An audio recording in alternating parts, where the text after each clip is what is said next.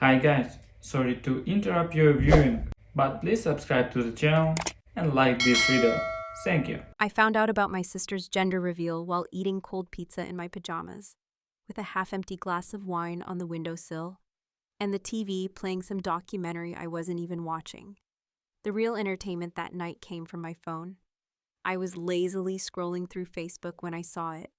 One of those pastel-saturated videos with slow-motion balloon pops and cheesy acoustic music in the background. At first, I thought it was just another stranger's party caught in the algorithm trap, until I noticed the backyard. It was my mother's. I sat up a little, narrowing my eyes. There was the white pergola my dad had built before he left, the same string lights I had helped hang last fall, and my Aunt Kathy holding her phone at just the right angle to show everyone's reaction. Then came the slow motion. A giant balloon popped and out came clouds of blue powder, laughter, screaming, people hugging, confetti flying, champagne corks launching into the air. And right there in the middle of it, my younger sister Heather cradling her little bump in a tight pink dress, sobbing with joy into her boyfriend's arms. Everyone was there, my cousin Greg, Heather's college roommate, Mom's Bible study girls, the neighbor who always borrowed our ladder and never gave it back, even that one coworker of Heather's I hated, who once referred to me as the older one with the anxious energy. And yet somehow, out of 30-plus people, one person was very obviously missing. I didn't feel angry at first. Not right away. At first, it just felt like someone poured a bucket of ice water down my back. I sat there staring at the screen, refreshing the video, thinking there must be some mistake. A text I missed, a call I forgot to return, but there was nothing. I checked. Twice. My mom had talked to me that same week. We'd exchanged recipes. She'd told me about her new roses. She'd even asked about my dog's ear infection. And somehow, between all that, this slipped her mind. I stared at that screen for a long time. At Heather, beaming, at my mother clapping beside her, beaming even harder. And suddenly I felt like someone had punched me in the chest. Not because I missed the party, but because I wasn't supposed to be there. I waited until the video hit 15,000 views before I picked up the phone. I didn't call Heather, I called Mom. She picked up on the second ring, too cheery, like she didn't expect anything. "Hi, honey, everything okay?" she asked. I swallowed the lump in my throat and said, "Just saw the video of Heather's party. Looks like it was a big hit." There was a pause, just a second too long. "Oh," she said too brightly. Yes, wasn't it lovely? We did it all last minute. Heather didn't want anything big, but it just kind of came together." "Uh-huh. Did it come together so fast you forgot to tell me?" The silence on the line stretched. "Well," she began, and I could practically hear her scrambling for something halfway believable. "I meant to call you, sweetie. I really did. I don't know how it happened. It slipped my mind, I guess." Slipped her mind. That's what she said, like I was a dentist appointment or a grocery list item. I wasn't sure if I should laugh or scream. "You talked to me 2 days ago," I said, barely keeping my voice level. "You told me about your tomato plant and asked if Lucky was still scratching his ear." She chuckled, light and fake. I know, it's terrible. I've just been so busy. You know how hectic it gets with these things. You'll understand when it's your turn." And there it was. The same patronizing tone she always used when she didn't want to admit she'd done something cruel. The "you're overreacting" sugarcoat. I knew it too well. I didn't say anything. Just sat there while she prattled on about how it was a beautiful day and the weather had cooperated, and wasn't it amazing that Heather was having a boy? "You'd have loved it," she said with a little laugh, like that would somehow make things better. "I bet," I replied flatly. After a few more awkward exchanges, she said she had to go help Heather clean up and promised to send me a cupcake if any were left. I hung up without saying goodbye. The worst part wasn't being left out. It was knowing it was on purpose. My mother wasn't forgetful. She was sharp, deliberate, and liked being in control. If she didn't invite me, it was because she didn't want me there, and I didn't know why. I lay awake that night turning it over in my head, trying to rationalize. Maybe Heather wanted something low-key. Maybe they thought I'd be too emotional or not fun enough. Maybe they didn't think I'd care. But I did. And not in some dramatic spotlight-seeking way. I cared because it was my family, and I had shown up for all of them, every damn time. I was there when Heather totaled her car and Mom screamed at the cops. I was there when Mom had her surgery and cried in the hallway, thinking no one heard. I was there for birthdays, breakups, even that time Heather thought she had a stalker, and it turned out to be a neighbor with the wrong mail. I was always there. And now, they'd erased me. The next morning, I got up early, didn't shower, didn't make coffee. I pulled out the soft blue baby quilt I had custom ordered 3 months earlier. It had Heather's name embroidered in one corner and baby boy in the other, stitched in gold thread. I took a photo of it, still folded, with the tag hanging from the edge. Then I opened the family group chat, where no one had said a word to me in the past 24 hours, and I posted the photo, no caption, just the picture. I sat back and waited. Maybe I wanted guilt. Maybe I wanted them to realize they'd messed up. Maybe I just wanted someone to say something real for once. But as I stared at the image on my screen, something else crawled into my brain, uninvited but impossible to ignore.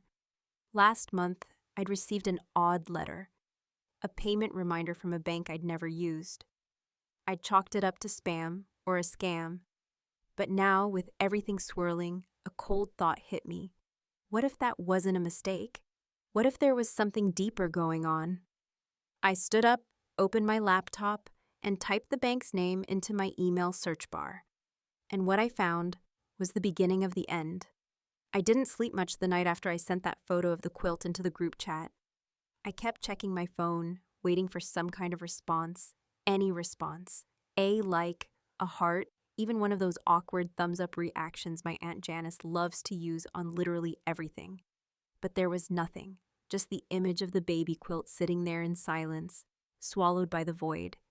It hung in that digital space like a reminder, soft and innocent-looking, but screaming everything I wasn't saying out loud. I think I stared at it so long I started seeing the seams shift, like the words I'd stitched were trying to spell out all the things I couldn't. By noon the next day, I still hadn't heard from anyone in the family, not my mother, not Heather, not even my cousin Greg, who usually couldn't resist being nosy. It was like I had dropped a rock into a lake, expecting a splash, but instead watched it vanish into some endless, bottomless black. The silence made it worse. Somehow it always does, because it lets your mind do the talking, and mine was having a full-blown meltdown. I got up and started pacing around my apartment, chewing on the edge of my thumb like I used to in middle school whenever my mom forgot to pick me up on time. That same helpless, hot feeling in my chest was back. Except this time, I was a grown woman, supposedly too old for this kind of rejection to matter. And yet there it was, curling under my ribs like a bad memory you try to bury. But that keeps clawing its way back out. I walked over to the table and sat down with my laptop. I hadn't planned to go digging through my inbox, but that thought from the night before wouldn't leave me alone. That strange email I'd gotten last month, maybe 2 months ago actually, from a bank I'd never used. It was addressed to me by name, said something about a past due notice for a personal loan. I'd rolled my eyes at it back then and sent it straight to spam. After all, I hadn't applied for a loan. I wasn't even looking. But now, with this whole accidentally forgetting to invite me thing still raw in my mind, I opened up my email and typed the bank's name into the search bar. There it was, the same email, subject line, "Final reminder, your loan account is past due." I clicked on it with a pit in my stomach, and immediately my eyes locked onto the amount, just over $8,000.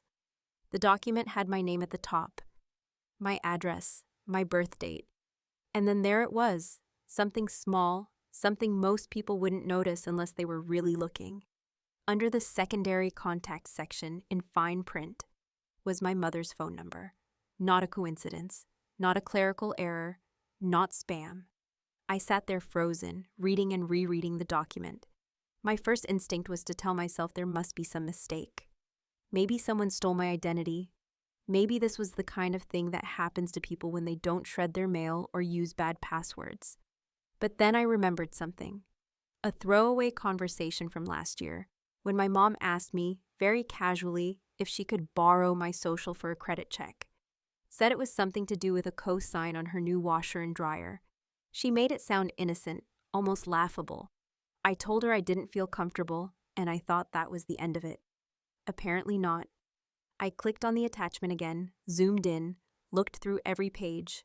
The signature at the bottom looked suspiciously like mine, except I hadn't signed anything. Someone had forged it. Someone who had access to my information. Someone who knew how to write just enough like me to fool a loan officer. I didn't cry, I didn't scream. I just sat there, numb. A part of me had always known my mom had a manipulative streak.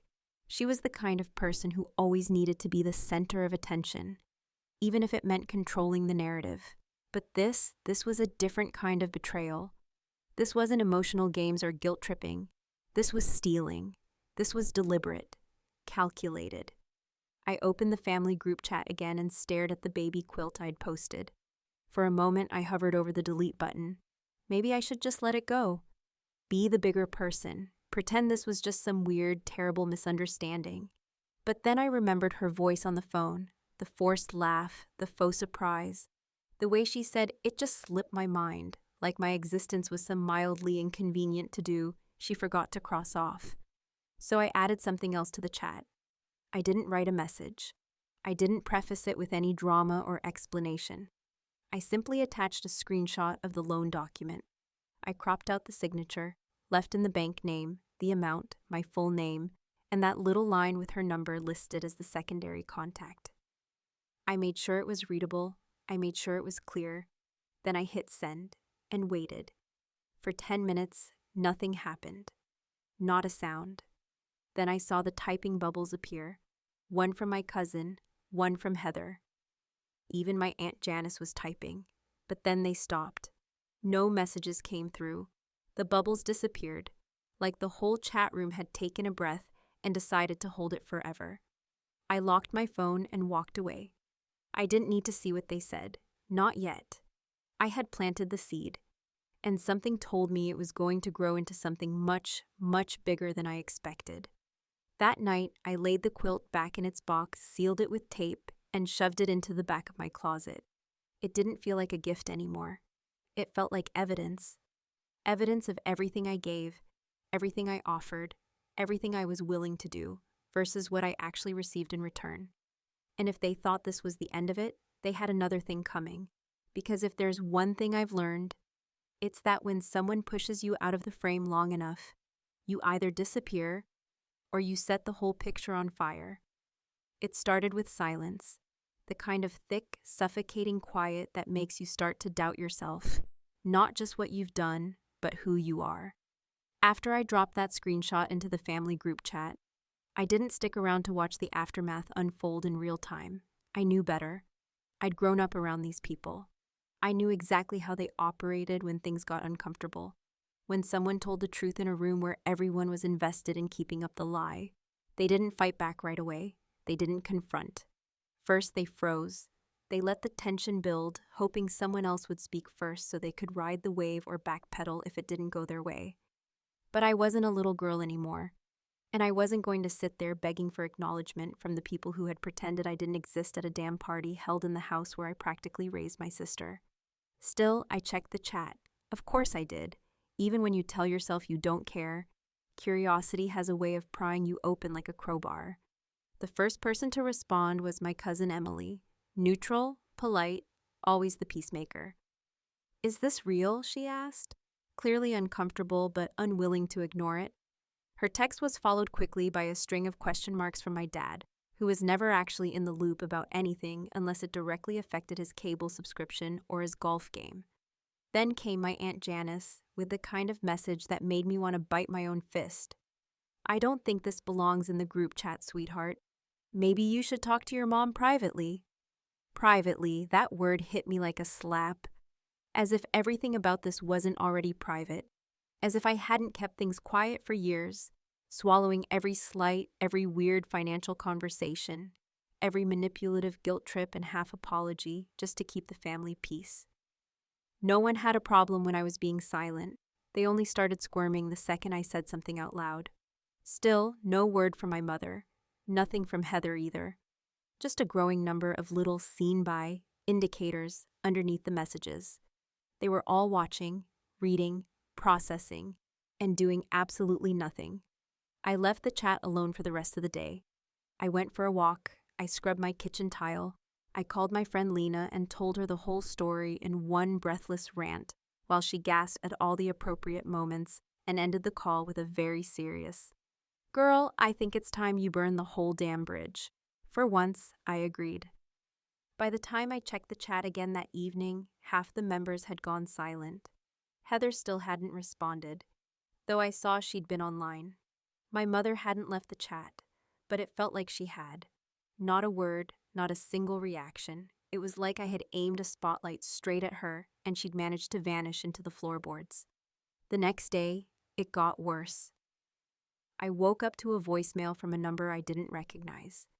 When I played it back, it was a woman from a collections agency, cheerful and robotic, informing me that my account was now over 90 days past due and that they'd be escalating recovery efforts if I didn't respond soon.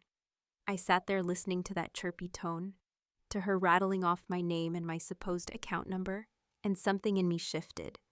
This wasn't just some bad decision on my mom's part. This wasn't a one-time mistake. This was a pattern. This was financial theft. And the most messed up part? She probably thought I wouldn't do anything about it. She probably thought I'd get scared or overwhelmed and just eat the debt to keep the peace. The same peace they had already destroyed by treating me like an afterthought. I called the collections agency back, heart pounding. I told them I had never authorized any loan and demanded to know the details. The woman on the other end put me on hold, transferred me to someone else, then finally came back with a disturbing update. Not only had this loan been taken out in my name, but there was a second one, larger, newer, and also delinquent. That's when my vision went blurry. It was no longer just about the gender reveal. That was a symptom.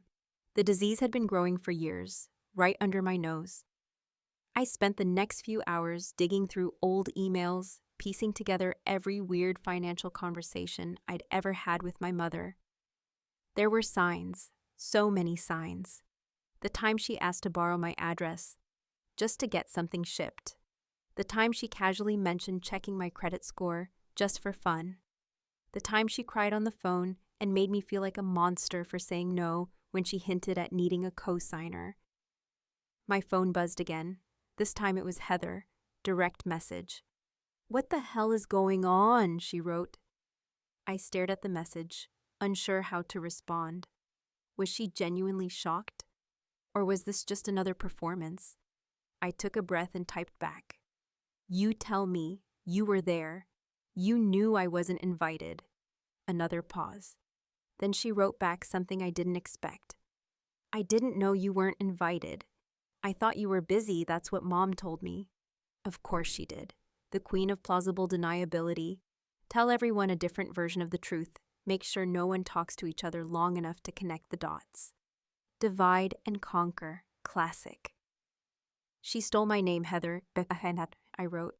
"She used it to take out thousands in loans. I'm being hounded by debt collectors because of her." My sister didn't respond for a long time. When she finally did, the message was short and strange. "She said you'd overreact, that you were always dramatic. I didn't know." That was it. No apology, no anger, just that half-hearted excuse, dripping with uncertainty, and the kind of guilt that only shows up when the evidence is undeniable. By the end of the day, 3 people had left the group chat. One of them was my Aunt Kathy. Another was my cousin Greg. The last was Heather. No explanation. Just gone. Still nothing from my mother. That silence, it wasn't cowardice. It was calculation. And that told me everything I needed to know. She was waiting me out. She thought if she didn't speak, she couldn't be blamed. But I wasn't about to let her slither out from under this one. Not this time. Because there's a point where even the quiet kid stops turning the other cheek and starts speaking loud enough for the whole damn town to hear. The thing about families is that they don't break apart all at once. It's not like a dramatic movie where someone flips a table, storms out, and slams the door behind them while everyone stares at the broken pieces left behind. No, it's quieter than that. Colder. It's a slow rot that spreads through everything familiar. Shared memories, childhood inside jokes, favorite meals, birthdays, and holidays. Until one day, you look around and realize that the warmth has been replaced by something stiff and empty. Like smiling at a photograph of people who are still alive, but no longer real to you. That's what it felt like the day I showed up to Uncle Roy's funeral and realized that I no longer had a seat at the table, any table, of my own family. Uncle Roy wasn't even someone I was particularly close to. He was my mom's second cousin, an old-school carpenter with too many opinions and a strange obsession with collecting belt buckles shaped like animals. But his passing brought out the entire extended family. The church parking lot was full. People wore black coats and somber expressions, clutched casseroles and tin trays, and passed tissues like it was a script. I hadn't planned on going. In fact, I was sure I wouldn't. But something gnawed at me the night before, something mean and stubborn. I didn't want to be afraid to show up where I belonged. I didn't want them to think they could quietly erase me like an inconvenient smudge on a window. So I put on a plain navy dress, tied my hair back, and went. The moment I walked through the church doors, I felt it. Not eyes exactly, not stares in the literal sense, but that thick hum of recognition, like everyone saw me but was pretending not to. Conversation slowed when I passed. People smiled with their mouths but not their eyes.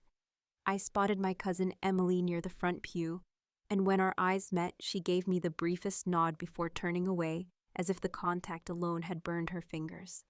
I saw Heather too, seated next to our mom, her shoulders hunched and face pale, holding a bouquet she clearly didn't want to be holding. My mother didn't look at me once. Not when I entered, not during the service, not when we stood in line to shake the preacher's hand, or when we gathered outside in the frigid wind. She stood there, surrounded by her sisters, her Sunday friends, her quiet circle of respectability, laughing too loud and smiling too wide, like nothing in the world could touch her. I watched her comfort a cousin who hadn't spoken to me in years, offer napkins, pat shoulders, crack light-hearted comments about Uncle Roy's belt buckle collection, and for a moment, I wondered if she'd already rewritten the story in her head. Maybe in her version, I had lashed out for no reason. Maybe I had always been ungrateful, dramatic, unbalanced. Maybe she had convinced herself that she had done the best she could, and that my reaction was nothing more than an overblown tantrum. People like her didn't apologize. They rewrote the narrative and handed it out like gospel. I didn't approach her. I didn't speak to Heather either. I stood at the edge of the crowd, waiting for someone to acknowledge me, but I was met only with polite avoidance. I became a ghost at my own family's gathering.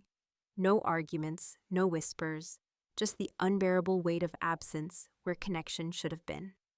The next day, I filed the paperwork. I'd spoken to a lawyer. I'd run the credit checks. I'd collected enough documentation to build a timeline. And what it revealed was worse than I had expected. There were not one but two loans taken out in my name. The first was a smaller personal loan, the one I had discovered and dropped into the group chat. The second, however, was newer and nearly double the amount. It had been secured 6 months earlier, around the same time my mother had been talking about remodeling her kitchen, something she'd brushed off as just a dream when I asked how she planned to afford it. The bank had her listed as a reference on both accounts. They had her phone number, her email. In one instance, her home address was used as my mailing address, which would explain why I never saw the original paperwork. I had trusted her, given her enough information over the years without thinking it could ever be used against me. She was my mother after all. That illusion had officially died. I filed an identity theft report and submitted it to the bank, the credit bureaus, and the police. My lawyer assured me it would take time, that I might have to fight to clear my name, that there would be hearings and interviews, and that I should be prepared for a long process. But none of that scared me as much as what I felt inside, this cold, cavernous emptiness, where the foundation of my family had once lived. Later that week, my phone lit up with a text. It was from Heather. She asked if we could talk. Privately, I agreed to meet her in the parking lot of an old diner we used to visit as kids. She arrived in her boyfriend's truck, hair pulled into a tight bun, her face more drawn than I'd ever seen it. She didn't hug me. She didn't even sit across from me. She stood by the hood of the truck, arms crossed, eyes darting. "She did it to me, too," she said, her voice cracking. I blinked. "What?" "She used my name, not for a loan, at least I don't think so, but for a credit card. Years ago, I never knew until I saw the statement from Macy's, and she told me it was a mistake. Said it was for me, like a gift, but she paid it off. I believed her." I didn't say anything. "I thought you were exaggerating, that maybe you misread something, but now—" She paused. "Now I think she's been doing this to both of us, maybe longer than we know." It was the closest thing to an apology I was going to get. And for once it didn't feel hollow, but it didn't fix anything either. "She's denying everything," I said. Heather nodded. "Of course she is." The silence stretched between us, filled with years of shared history, birthdays, scraped knees, movie nights, and now this, a fracture that might never heal. When I got home that night, I found a certified letter waiting in my mailbox. The return address was from my mother's lawyer. Inside was a typed statement signed at the bottom, stating that she categorically denied all accusations, claimed she had no knowledge of the loans, and was deeply hurt by my decision to accuse her of something so serious without speaking to her face to face. I laughed, not because it was funny, but because it was exactly what I expected. The final act of a woman who had built her life on curated appearances and gentle manipulation. She thought I would back down. She still didn't understand who she had created. There's a kind of rage that doesn't scream. It doesn't slam doors or throw glasses or erupt in volcanic bursts of profanity. Instead, it simmers. It pulses. It grows slowly like mold in the corners of your mind, feeding off every half-truth, every manipulation, every carefully calculated silence. That kind of rage is patient, and it waits for the right moment to step out of the shadows and make itself known. By the time I stood in the post office with 22 manila envelopes tucked under my arm and a small smirking sense of purpose in my chest, I wasn't angry anymore. I was resolute. For days after receiving my mother's denial letter, I had replayed her words over and over in my head. The carefully constructed language of self-preservation, the audacity of claiming to be deeply hurt while denying any wrongdoing, the absence of any real human remorse.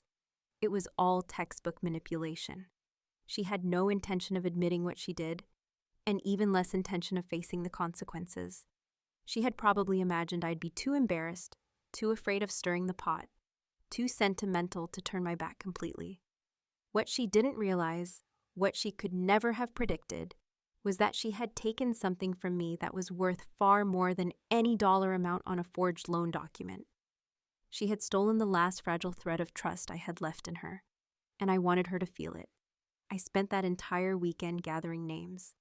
I went back to the gender reveal video and paused it, screen by screen, writing down the faces of everyone who had been there to clap and cheer while I sat at home completely unaware that I had been deliberately left out. Some of them were distant cousins, some were family friends I hadn't seen in years. A few were people I barely knew, but who had once eaten at the same holiday table as me, and smiled at family photos as if we were part of something whole. They all got an envelope.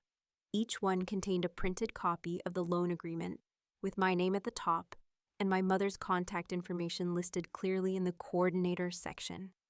I included a personal note in every envelope, simple, concise, and impossible to misinterpret. If you were invited to the party, then you deserve to know what my mother did.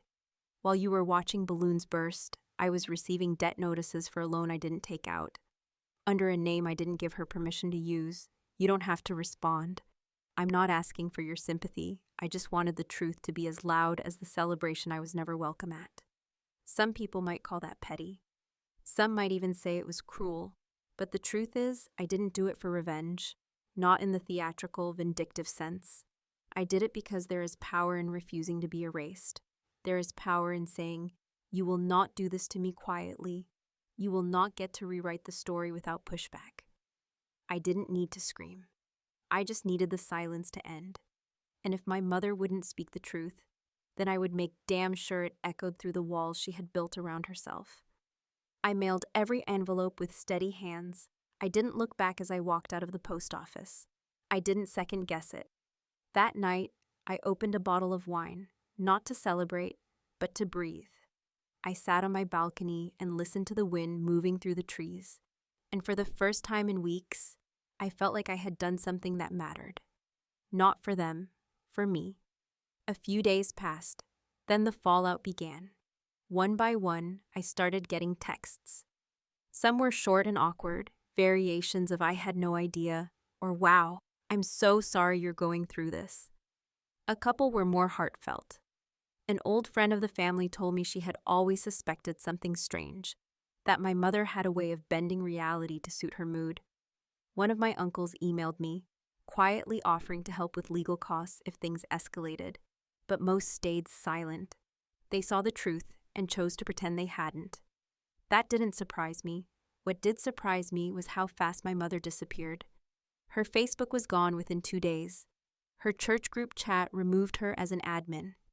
Heather told me that Mom had started ignoring calls from people asking about that loan thing and that she was retreating for a while, whatever that meant.